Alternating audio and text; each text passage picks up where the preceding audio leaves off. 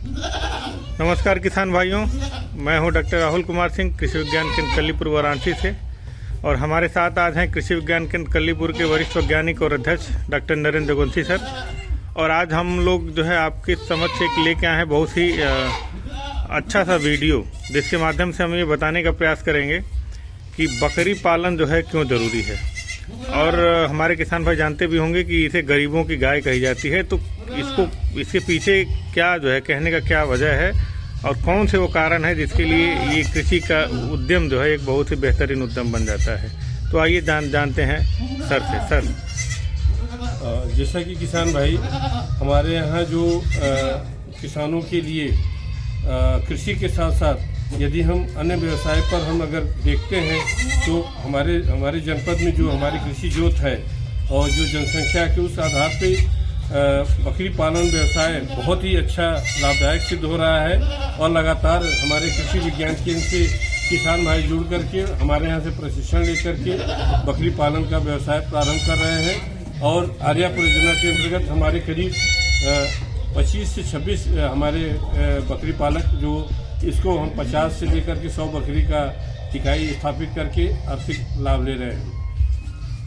Sir, इसका जो है अगर किसान भाई अगर स्टार्ट करना चाहिए इस व्यवसाय को तो कितनी बकरी से जो है उसको स्टार्ट करना चाहिए, और अगर वो इस व्यवसाय को स्टार्ट करता है तो कितना उसका खर्चा आएगा, उससे कितनी उसको जो है बहुत लाभ प्राप्त होगा। हाँ, किसान भाई जब भी यह हम बकरी पालन व्यवसाय स्टार्ट करें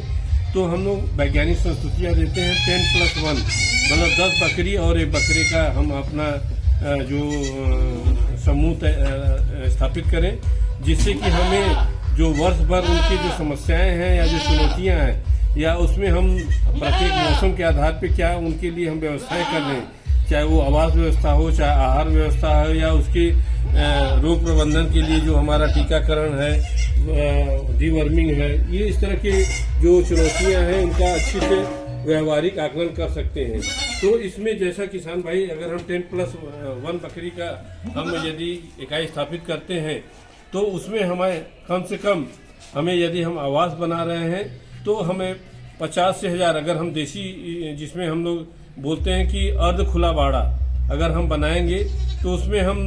2.5 लाख से लेकर के 3 लाख रुपए तक का खर्च आता है। और साथ में उनके लिए हम जो अगर खर्च जोड़े अगर बकरियों का अगर करें तो प्रति बकरी अगर हम अगर खरीदेंगे तो 80 से 90,000 रुपये का खर्च आता है हम ये 10+1 बकरी के स्थापित करने में। रही बात की इनके भोजन व्यवस्था पे, तो वर्ष भर इनको भोजन हमें उपलब्ध करा रहा है। तो उसमें हम लोग ज़्यादातर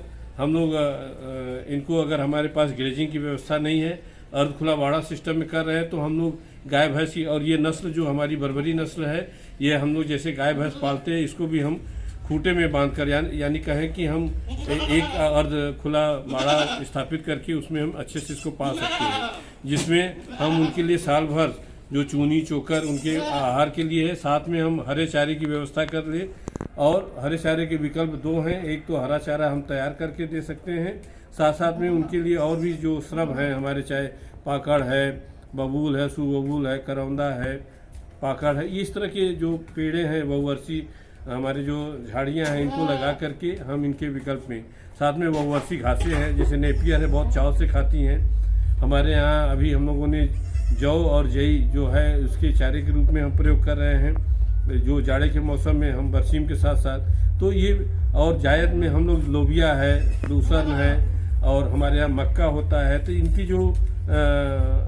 बाजरा है, ज्वार है, मोटे अनाज अभी ये सारे हरे चारे के रूप में इनको हम उपलब्ध करा करके इनकी जो वर्ष भर की आवश्यकता है उनको हम उपलब्ध करा सकते हैं। सर, बकरी की बहुत सारी ब्रीड हैं अपने देश में, लेकिन अगर ये पूर्वांचल रीजन की बात की जाए तो कौन सा ब्रीड जो है सबसे ज़्यादा उपयुक्त रहेगा? बहुत अच्छा ये हमारे यहाँ, क्योंकि हमारे यहाँ जो ज़्यादातर पालते हैं पशुपालक, हम लोग मांस उत्पादन के लिए ज़्यादातर, दूध उत्पादन के लिए कम। तो अगर मांस उत्पादन के लिए देखा जाए तो सबसे बेस्ट बर्बरी है। इसके लिए यहाँ की जौनपुरी जो नस्ल है रिकॉग्नाइज्ड है, साथ साथ हमारी जो देसी नस्ल है और ब्लैक बंगाल, ये मांस पर्पज के लिए बहुत ही उपयुक्त यहाँ सिद्ध हो रही है। साथ ही हमारे लिए और भी एक अच्छी नस्ल है जो डल पर्पस है, जिससे कि हम बच्चा दूध भी ले सकते हैं और मांस भी ले सकते हैं, और आगे संतति ले सकते हैं। तो हमारा है जमुनापारी। तो इस तरह की जो नस्लें हमारे यहाँ के लिए, हमारे उत्तर प्रदेश के लिए, खासतौर से पूर्वांचल के लिए ये बहुत ही उपयुक्त सिद्ध होती है। सर एक चीज़ और कही जाती है बर्बरी के बारे में कि बर्बरी जो है साल में 2 बार बच्चे देती है। ये बहुत अच्छा है और बहुत अच्छा प्रश्न। ये सही है कि इसका जो मांस को जो हम आहार देते हैं उसको मांस में परिवर्तन करने की क्षमता है, मतलब फीड कन्वर्जन एफिशिएंसी, ये हमारे अन्य प्रजातियों की तुलना में ज़्यादा है। मतलब कि यदि हमारी औसत नस्लें जो 13 से 14 महीने में तैयार होंगी हमारी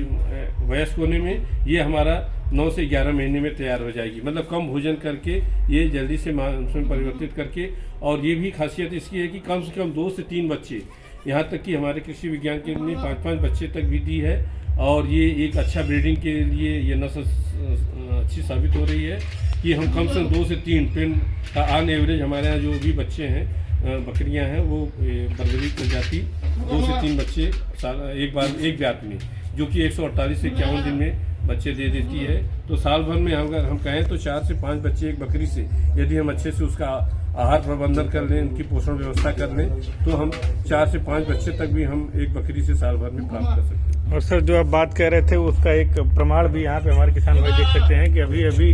इस बकरी ने जो है 2 बच्चों को जन्म दिया है। तो ये जो है इस बर्बरी नस्ल का एक बहुत ही अच्छा वो है जो अभी तो आप हमारे किसान भाई आप सुन रहे थे कृषि विज्ञान केंद्र कल्लीपुर के वरिष्ठ वैज्ञानिक एवं अध्यक्ष डॉक्टर नरेंद्र देगोंती सर को। उन्होंने चर्चा किया बर्बरी नस्ल की जो बकरियां हैं वो क्यों पूर्वांचल में जो है बेस्ट मानी जाती हैं और जो